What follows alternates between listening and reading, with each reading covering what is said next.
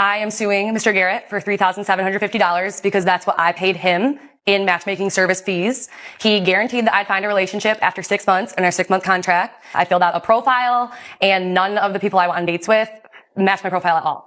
Okay, so let me understand the process. Mr. Garrett, you run a matchmaking business? Yes. All right. And as part of that business, people come in and express to you the kind of mate they are looking for, or do you interview people and match them to someone you feel they would be a good match with? We have people come in and we interview them, and we get a survey of what they're looking for in a potential partner. And we try and match them together based on how they fill out our intake form. Okay, so what did you say you wanted? I said that I'm passionate about traveling, that I'm a Christian, that I wanted somebody that was in the same stage of life as myself, which is no kids. And all of the dates I went on, the first man that I went out with was super overweight, when I also put in my profile that I'm very passionate about fitness and eating healthy. My second and third date were both people that have never been out of Chicago, so no travel experience there. And then I had a man that had 5 children already. Wow. Yes. And then there was another man who was not ready to commit. Do you have a copy of your intake form that Ms. Presley filled out? I do not have a copy of the intake form, but I do have a copy of the contract that she did sign. I'll look at that.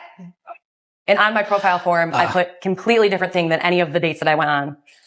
Okay. So she says she's interested in fitness and you give her someone that is not physically fit. Wow. She says she's interested in travel and you give her someone that's never left the city of Chicago. Again, the you say she's interested in this time of her life, having no kids and being free to travel, and you match her with somebody with 5 kids. How do you avoid becoming a place that just basically promises people love, letting them fill out certain questionnaires, and then you just line up any random people, and then they go on dates, and then if they don't find love, you didn't guarantee it anyway, so you're okay. First of all, we cannot guarantee it. We don't guarantee it, but we try and bring people closer to meeting people they would not normally meet in their day-to-day lives. He promised me in person. He said that I would find love. So, Mr. Garrett, why'd you come to court with a copy of the contract but not a copy of the intake form?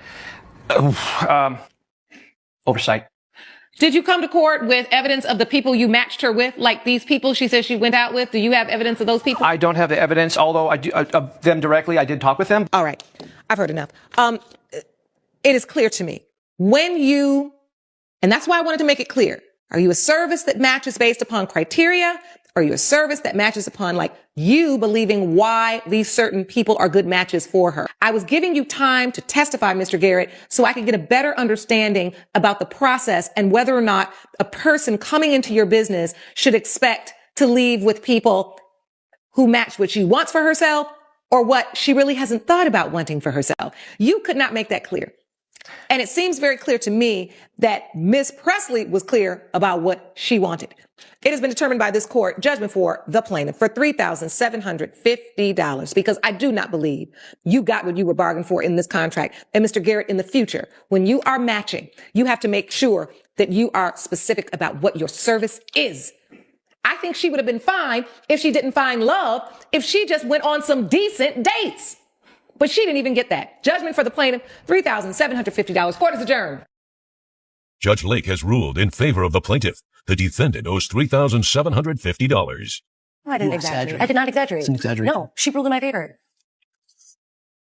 You may now exit the courtroom. I've never in my life thought that somebody would ever hire somebody for matchmaking and then sue them afterwards because they just decided that they didn't have the likelihood of, dating them in the real life. But I just feel like when it comes down to it, yes, you're looking for someone to matchmake you and you want them to bring you some proper dates and people who you think you can really get together with. And I do agree that that is a really important thing.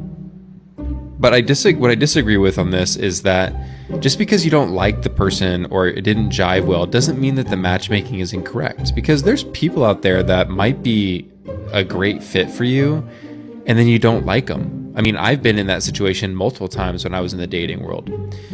So I don't necessarily agree with the judge on this one. I don't think that he did anything wrong necessarily. Now, if you bring somebody in that has like 5 kids and, that's a problem, because you're just kind of throwing anyone in there and hope it sticks and you take your bag. You know what I'm saying? This guy's getting paid at that point. I want to know what you guys think about this though, because I think that there is some nuance here and there is some potential issues that are arising. And I want to know what you guys think about this. So please let me know in the comments down below. Do you agree with this judgment or do you not? And would you pay for a matchmaker? Let me know.